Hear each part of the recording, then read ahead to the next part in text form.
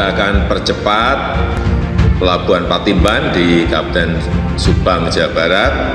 Kita harapkan Pelabuhan Patimban ini memiliki peran yang penting dan strategis dalam pertumbuhan dan perdagangan dan dikembangkan saling mengisi dengan Tanjung Priok.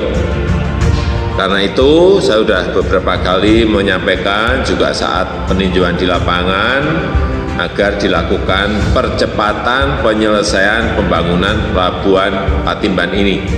Dan kita harapkan langkah konsolidasi ini akan mempercepat pertumbuhan sentra-sentra ekonomi regional, juga memberikan kecepatan pelayanan di bidang logistik, membuat produk-produk ekspor kita semakin efisien dan semakin kompetitif.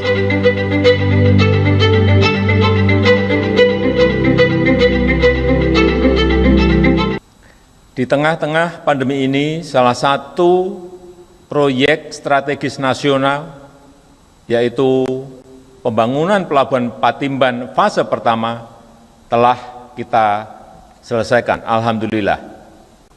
Proyek ini memiliki peran yang penting, peran yang strategis, baik dalam upaya meningkatkan perekonomian di Jawa Barat maupun nasional pada umumnya, dan juga berfungsi untuk memperkuat keberadaan Pelabuhan Tanjung Priok yang sekarang ini sudah terlalu padat, serta telah menimbulkan kemacetan di ruas jalan Bekasi-Jakarta, Jakarta-Bekasi.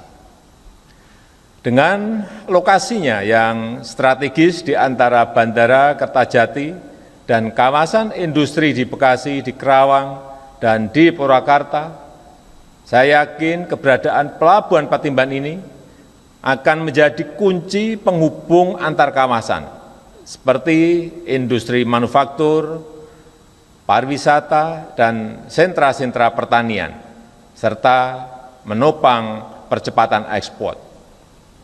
Saya senang memperoleh laporan bahwa pada fase pertama ini, Pelabuhan Patimban sudah siap melayani 3,75 juta peti kemas, 3,75 juta TEUs, dan akan menjadi 7 juta peti kemas atau 7 juta TEUs di tahap ketiga.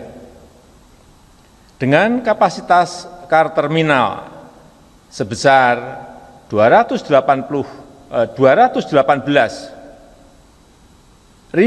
mobil CPU dan nantinya menjadi 600.000 kendaraan dan akan meningkatkan ekspor otomotif kita ke pasar global. Tetapi saya ingatkan bahwa Pelabuhan Patimban ini juga harus mendukung ekspor produk-produk lainnya yang menggerakkan ekonomi UMKM, sektor pertanian, industri kreatif, serta produk-produk lainnya, sehingga mampu bersaing di pasar global.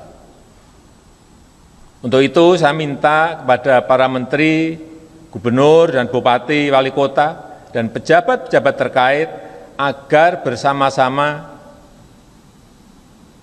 pelaku usaha UMKM, koperasi, dan perusahaan-perusahaan swasta untuk memaksimalkan infrastruktur yang sudah kita bangun ini dalam rangka menggairahkan ekonomi rakyat kita dan meningkatkan kesejahteraan rakyat kita.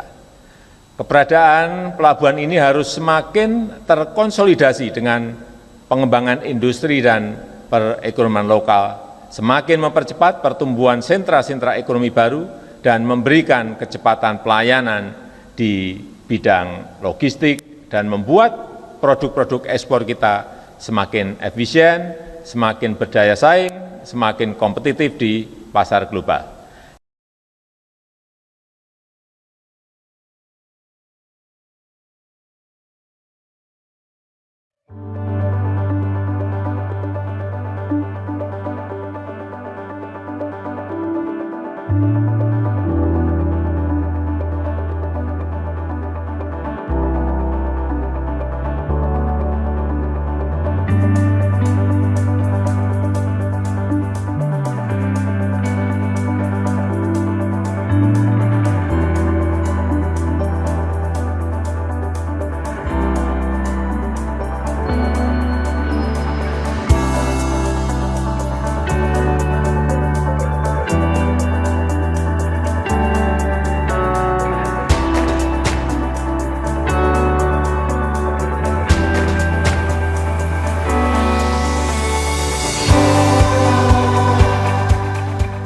Pagi hari ini saya bersama dengan Yang Mulia Duta Besar Jepang untuk Indonesia dan juga Pak Menteri Perhubungan, Pak Menteri Sekretaris Kabinet meninjau Pelabuhan Patimban yang sudah sejak Desember yang lalu, 3 bulan yang lalu beroperasi, dan saya senang setelah operasi ekspor mobil dari Pelabuhan Patimban terus bergerak, dan ini akan sangat bagus.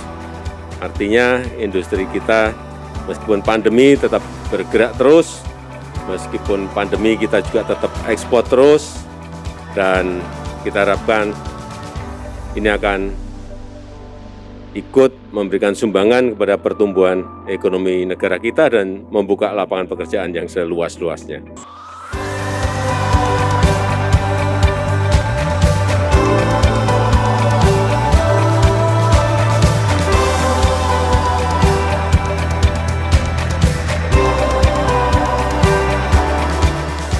Jadi ini merupakan suatu hub besar kolaborasi antara Priok dengan Patimban. Priok memang tidak bisa dimaksimalkan lagi karena kemacetan yang ada di Jakarta dan Bekasi ya. Oleh karenanya sebagian kita pindahkan ke sini. Penyediaan infrastruktur pelabuhan adalah salah satu hal yang harus diprioritaskan. Pelabuhan merupakan simbol utama dalam rantai suplai dan proses logistik, berperan penting dalam memberikan kontribusi bagi perekonomian dan pembangunan nasional. Hal ini mengingat Indonesia merupakan negara kepulauan terbesar di dunia dengan 2/3 wilayahnya merupakan wilayah lautan.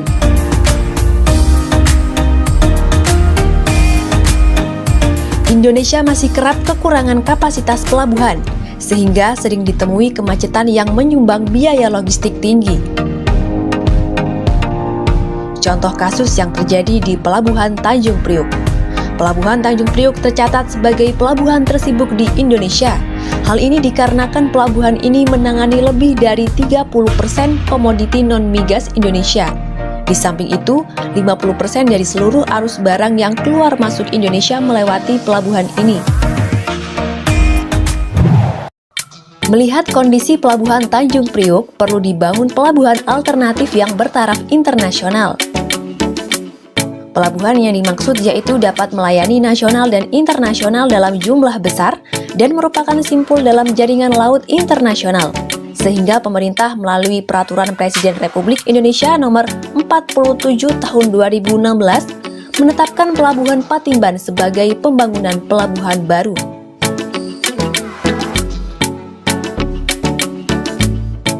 Adanya Pelabuhan Patimban akan menunjang keberhasilan dalam program Tol Laut.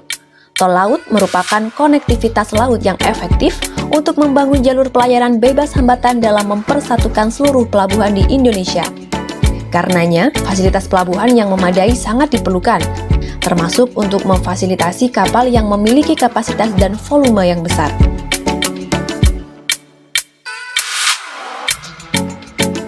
Pemilihan lokasi pelabuhan di Subang, Jawa Barat memiliki posisi yang strategis, sebab diantaranya terletak di dekat kawasan industri mulai dari Tangerang, Bekasi, dan Karawang. Selain itu, juga tidak terlalu jauh dengan Cirebon, Bandara Kertajati, dan kawasan industri Batang di Jawa Tengah. Untuk mengirim mesin dan alat berat hingga mobil yang baru dibuat dari pabrik, biasanya menggunakan kapal khusus yang disebut dengan kapal ro-ro. Kapal pengangkut ini mampu memuat ratusan hingga ribuan mobil dalam sekali jalan. Dan berikut adalah proses singkat bongkar muat pada kapal ro-ro. Kapal ro-ro atau kapal roll-on roll-off adalah kapal yang memiliki beberapa dek di dalamnya yang digunakan untuk mengangkut segala jenis kendaraan. Desain kapal ini berbeda dengan kapal kargo biasa, di mana kapal ro-ro memiliki desain yang lebih kompleks dibanding dengan kapal kargo konvensional. Biaya pembuatan kapal ro-ro juga lebih mahal dibanding kapal kargo konvensional. Selain itu, perbedaan desain yang paling mencolok terletak pada freeboard-nya. Freeboard merupakan dinding samping kapal. Pada kapal ro-ro lebih tinggi ukurannya dibanding dengan kapal kargo biasa. Pada kapal ro-ro, memiliki pintu keluar masuk yang bisa dinaik turunkan untuk jalur kendaraan yang fungsinya seperti jembatan penyeberangan. Serta di dalam kapal Ro-Ro juga terdapat built-in rem dan deck yang dapat diatur ketinggiannya sesuai kondisi yang dibutuhkan. Kapal Ro-Ro juga memiliki beberapa jenis, diantaranya adalah Conro, yakni gabungan antara kapal kontainer dan kapal Ro-Ro. Kapal ini biasanya menggunakan area di bawah dek untuk penyimpanan kendaraan, dan geladak atas untuk menumpuk peti kemas atau kontainer.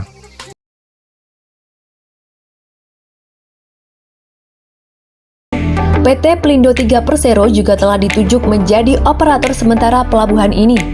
Pelindo 3 dinilai sebagai BUMN yang memiliki kompetensi karena telah mengelola sedikitnya 44 pelabuhan di berbagai wilayah Indonesia.